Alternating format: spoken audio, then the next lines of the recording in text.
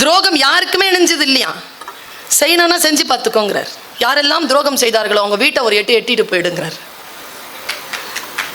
பயமா இருக்குங்க, நடுங்குது, எனக்கு ஈரல் நடுங்குது இந்த சொல். பொய்யான உலகம். எங்கள் அம்மா சொல்லுவாங்க, அந்த ஊரில் ஒரு பாம்பு கடிக்க ஒருத்தி மருந்து சொல்லுவா. அவளுக்கு 60 வயசு ஆகும்போது 45 வயசு வரைக்கும் பார்த்துட்டு இருந்தோம். ஒரு பாம்பு அதை கடிச்சிருச்சு அந்த பாட்டியை. பாட்டி சாக கிடக்குறான். பக்கத்துல இருந்து கேட்டாங்களாம், என்ன பாட்டி ஆச்சு? பாம்பு கடிச்சிருச்சு. ஆமா. என்ன பாட்டி, என்ன பாம்பு கடிச்சு? கட்டு வீரியன், கண்ணாடி வீரியன். ஓ, கடிக்கும் போது பாம்பை பாத்தியா பாட்டி? பார்த்தேன். மருந்து சொல்லு பாட்டி, காப்பாத்திடுறோம். அது ரகசியம் சொல்லிட்டு செத்துருச்சான் பாட்டி. செத்தாலும் சாவேனே தவிர என் ரகசியங்களை சொல்ல மாட்டேன் என்று சொல்லுகின்ற வஞ்சக உலகம். இந்த வஞ்சக உலகத்தில் இருந்து நம்மை மீட்டெடுப்பதற்காகத்தான் புத்தக திருவிழா. இந்த போதி மரத்திற்குள் போய் நின்று கொள்ளுங்கள். என்னை பார்த்தாலே எங்க மாமியாருக்கு ஆக மாட்டேங்குது மிஸ். இல்ல நீ எதை சில்மிஷம் பண்ற, அதுதான் ஆக மாட்டேங்குது. நீயே ஆக மாட்டேங்கன்னா பையனை கொடுத்துருப்போமா?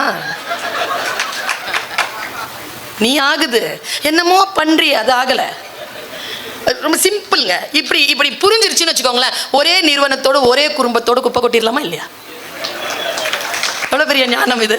ஏங்க, காலையில் 4 மணிக்கு எவனாவது சினிமா தேட்டரில் போய் சினிமா பார்ப்பானா?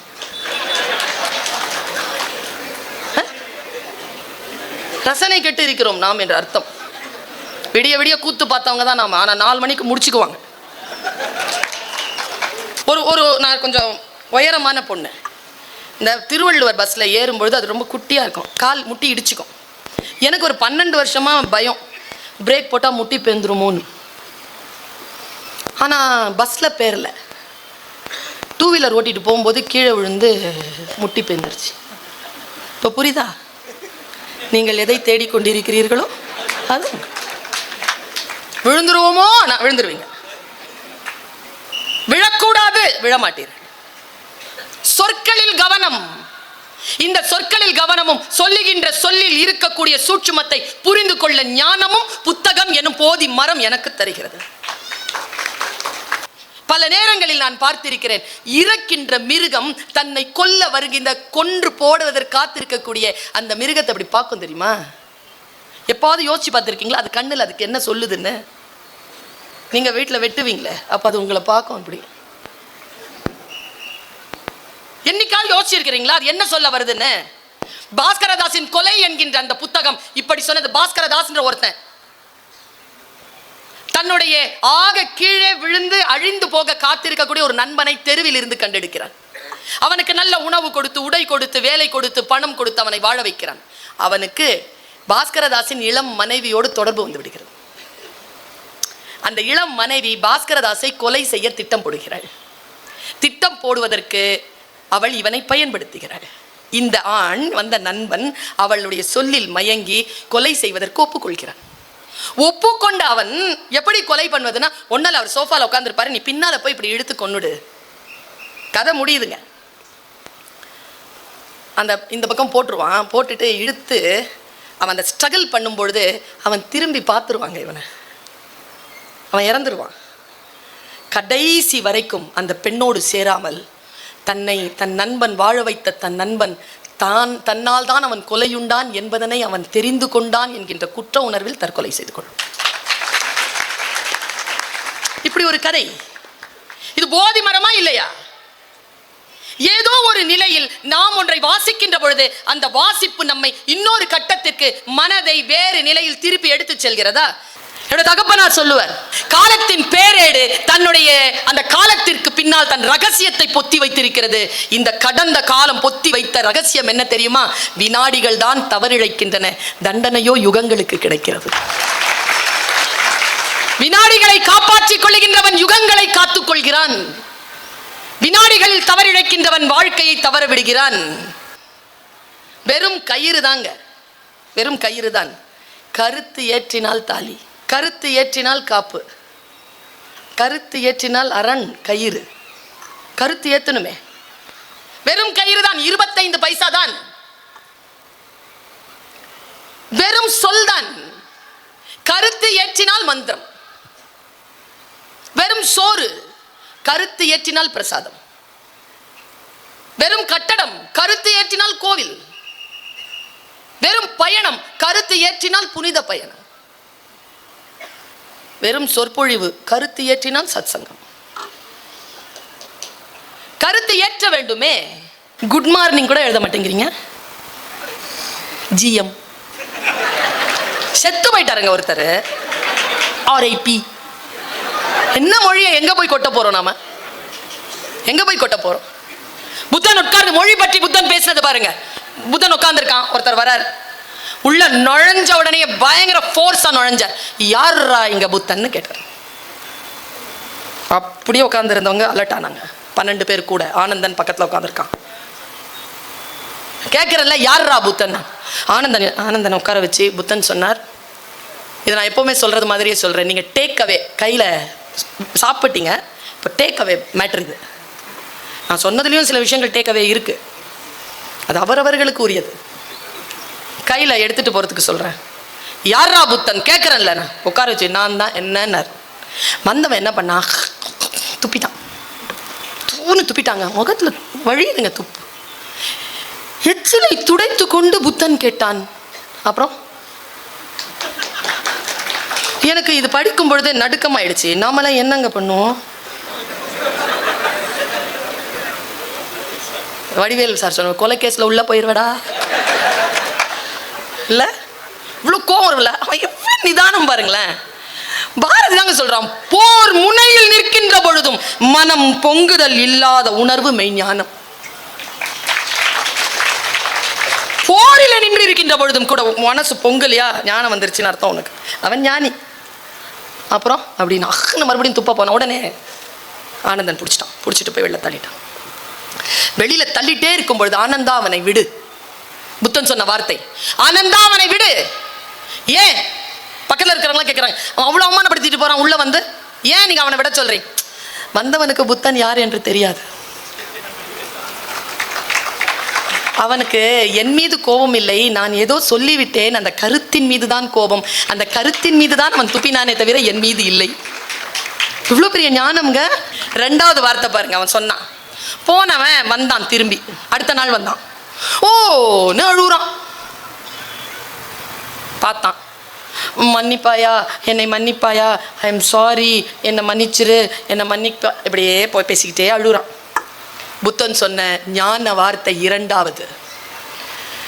ஆனந்தா கவனித்தாயா, நேற்று வந்தான், ஏதோ சொல்ல வந்தான், சொல்ல வரவில்லை, மொழி அவனுக்கு தெரியவில்லை, துப்பிவிட்டான். இன்றைக்கும் ஏதோ சொல்ல வருகிறான், எப்படி சொல்வது என்று தெரியவில்லை, அழுகிறான். நல்லா தெரிஞ்சுக்கோங்க, யாராவது நம்ம மேல கை தூக்கி அடிக்கிறாங்கன்னா பாவம், சண்டை போட தெரில. ஆம்பளைங்களுக்கு சண்டை போட தெரியாதுங்க, உண்மையாவே சொல்றேன். சண்டை ஆரம்பிக்கும் போதே சொல்வார் பார்த்திருக்கேன். எங்க வீட்டில் சொல், இப்ப கடைசியா நீ என்ன சொல்ற? யோ, சண்டையே ஆரம்பிக்கல, அதுக்குள்ள எதுக்கடியா கடைசிக்கு போறேன்? சொல்ல தெரியாது. உடனே அந்த கோபம் தான். மொழி தெரியாதவர்கள் தான் வன்முறையாளர்களாக இருக்கிறார்கள். என்கிட்ட ஆளை விடுங்க, 2 வார்த்தையில சாவடிக்கிறேனா இல்லைன்னு பாருங்க. மொழி என்ன வேணாலும் செய்யலாம். மொழி. அவன் சொன்னான், நேற்று கூட ஏதோ சொல்ல வந்தான், அவனுக்கு புரியவில்லை, இன்று கூட ஏதோ சொல்ல வருகிறான், அவனுக்கு புரியவில்லை, விடு. அவன் திருப்பி சொல்றான், மன்னிப்பாயா, மன்னிச்சிரு. புத்தன் என்னங்க செஞ்சிருக்கணும்? புத்தன்க மன்னிச்சிருக்கணும். புத்தன் சொன்னா, உன்னை மன்னிக்க முடியாது, வெள்ளப்போ. இதாங்க ஞானம். இந்த ஞானத்தோடு நான் போய் அமர்ந்து கொள்கிறேன். இதே பேரமைதியோடு நானும் போகிறேன். பாருங்க, புத்தன் சொன்னான், உன்னை மன்னிக்க முடியாது. சின்ன குழந்தை மாதிரி கேட்டாங்க அவன். ஏன்? நான் உன்னை அவமானப்படுத்தினேன், உன் கருத்தின் மீது தான் என் கோபம், உன் மீது அல்ல என்று எனக்கு நீ ஞானத்தை தந்தாய். ஆனால் நான் செய்த அந்த குற்ற உணர்வை நான் அப்படியே வர முடியாது, நீ என்னை மன்னிக்கத்தானே வேணும், மன்னிச்சிருங்கிறான். ஏன் அப்படின்னு கேட்டான். அந்த ஏனுக்கு பின்னால இவ்வளவு நான் கொடுத்த விளக்கம். ஏன்? புத்தன் சொன்னதுதான் நம் அனைவருக்குமான போதி மர ஞானம்.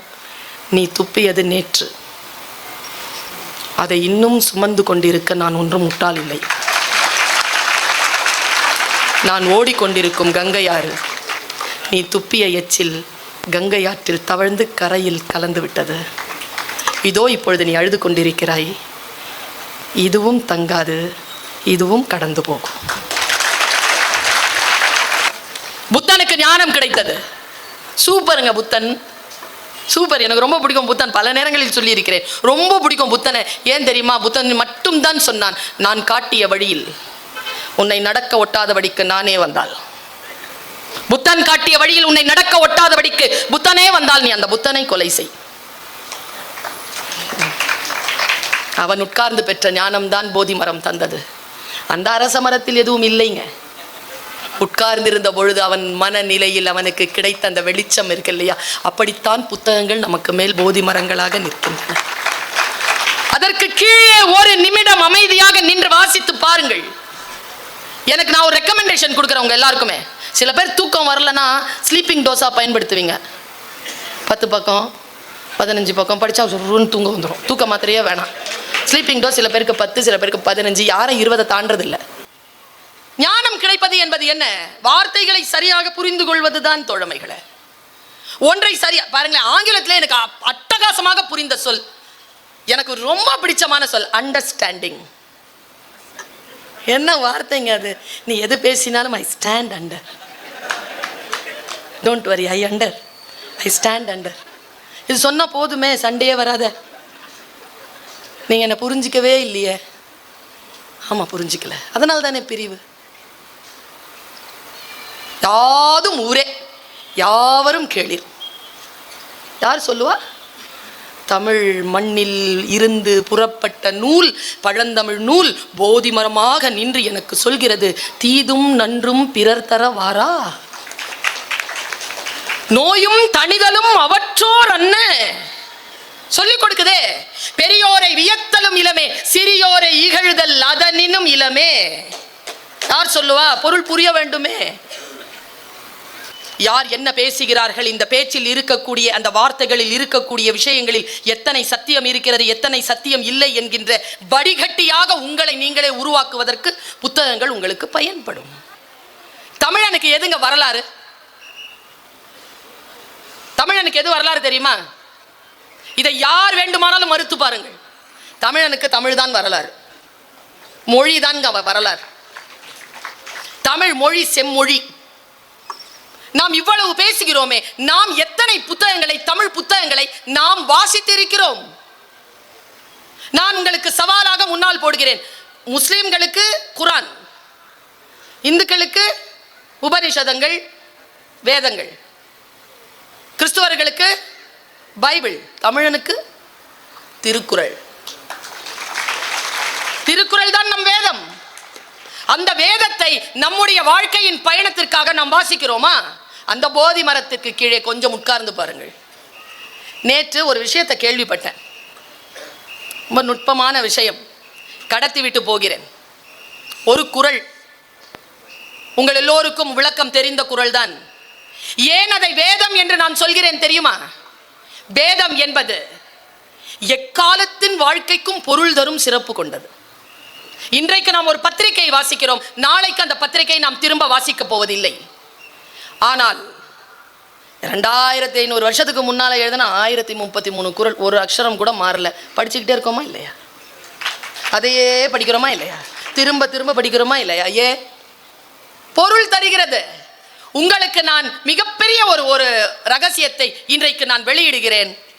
ஒரு குறளை வாசிக்கின்ற பொழுது யாரோ ஒருவருடைய உரையை வாசிப்பதற்கு முன்னால் 10-15 தடவை அந்த குறளை மட்டுமே தியானியுங்கள். உங்களுக்கு உரையாசிரியர்கள் தருகின்ற விளக்கங்களில் இருந்து வேறு சில விளக்கங்கள் கிடைக்கக்கூடும். பேரறிஞர் அண்ணா அவர்கள், நீங்கள் கேள்விப்பட்டிருப்பீர்கள், தன்னுடைய அறுவை சிகிச்சையை கூட தள்ளி போட்டாருங்க ஒரு புத்தகம் படிச்சு முடிக்கிறதுக்காக. அவர்கிட்ட கேட்டாங்களா, அவர்கிட்ட என்ன வல்லமை, புத்தகம் என்கின்ற அந்த போதி மரம் உங்களுக்கு வழங்கக்கூடிய ஆகப்பெரிய ஞானம் என்ன தெரியுமா? இன்றைக்கு நான் அந்த ஞானத்தினுடைய வெளியை திறந்து விடுகிறேன்.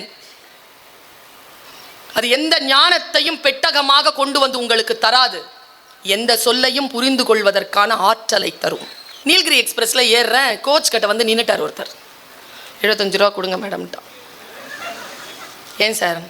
நீங்கள் பேசினதை கேட்டு அதை நம்பி அந்த புக்கை வாங்கினா அந்த புக்கில் அப்படி ஒன்றும் இல்லை. அப்போ புரியுதா? யாரை நாம் நம்புகிறோமோ அவர்கள் வார்த்தைகளில் இருக்கக்கூடிய வசீகரம் பல நேரங்களில் புத்தகங்களில் இல்லாமல் கூட போகலாம். என் வார்த்தையை கூட நம்பி வாங்கி விடாதீர்கள். நீங்கள் அனுபவப்படுங்கள், அனுபவப்பட்டு அடுத்தவர்களுக்கு அதை கடத்துங்கள். ஒரே ஒரு புத்தகம் தான், ரஸ்கின் எழுதிய ஒரு புத்தகம், கடையனுக்கும் கடைத்தேற்றம் என்கின்ற ஒரு புத்தகம் மோகன்தாஸ் கரம்சந்த் காந்தியை மகாத்மா காந்தி ஆக்கியது. ஒரு புத்தகம். வாசிப்பு பயிற்சியோடு நின்று கொண்டிராமல் எதை வாசித்தோமோ அந்த வாசிப்பை அடுத்த கட்டத்திற்கு எடுத்துக் கொள்ளக்கூடிய, எடுத்து செல்லக்கூடிய பேராற்றல் நமக்கு வர வேண்டும். நான் இப்படி சொல்லுகிறேன், நம்முடைய வாழ்க்கையை மாற்றக்கூடிய சொல் எந்த உதடுகளில் ஒளிந்து கொண்டிருக்கிறது என்று நமக்கு தெரியாது. அது எந்த புத்தகத்திற்குள் ஒளிந்து கொண்டிருக்கிறது என்று கூட நமக்கு தெரியாது. எவ்வளவு சீக்கிரமாக அந்த சொல் நம்மை வந்து சேர்கிறதோ அவ்வளவு சீக்கிரமாக நம்முடைய வாழ்க்கையில் மாற்றம் நிகழ்கிறது. பல நேரங்களில் அந்த சொல் நம்மை சார்ந்து வருவதுதான் வழக்கம்தான். ஆனாலும் விழிப்புணர்வு இல்லாத காரணத்தினால் அந்த சொல்லை சரியாக உள்வாங்கிக் கொள்ளாமல் அந்த சொல்லை கடந்து போய்விடுகிறோம். மீண்டும் இறை அருளால் அந்த சொல் நம்மை வந்து சேர்வதற்கு ஒரு 30-40 ஆண்டுகள் ஆகிவிடுகின்றன. யார் ஒருவர் இளமையிலேயே வாழ்க்கையில் மாற்றம் நிகழ்வதற்கான அந்த சாத்தியக்கூறுகள் இருக்கின்ற அந்த வினாடியிலேயே அந்த சொல்லை பெற்றுக்கொள்கிறோமோ அவர்கள்தான் இந்த உலகத்திலேயே ஆசீர்வதிக்கப்பட்டவர்களாக இருக்கிறார்கள். வாசிக்கின்ற அந்த வினாடிகளில் நீங்கள் விழிப்புணர்வோடு இப்படி ஒரு ரெக்கமெண்டேஷன் பண்ற எந்த புத்தகத்தையும் அணிந்துரையிலிருந்து வாசிங்க. சும்மா இல்லை, அணிந்துரைலாம் மதிப்புரை வாசிங்க, முன்னுரை வாசிங்க, புத்தகத்துக்கு பின்னால எழுதியிருப்பாங்க அதை வாசிங்க. புத்தகத்திற்குரிய முன்னால பேஜ்ல என்ன, யாரு, எப்படி, என்னது எல்லாம் டீட்டெயில் இருக்கும். எல்லாத்தையும் வாசிட்டு உள்ள போங்க. புத்தக வாசிப்பு என்பது ஒரு தவம். அந்த தவத்தோடு நீங்கள் ஒன்றிணைகின்ற பொழுது அது பல வரன்களை உங்களுக்கு தருகிறது.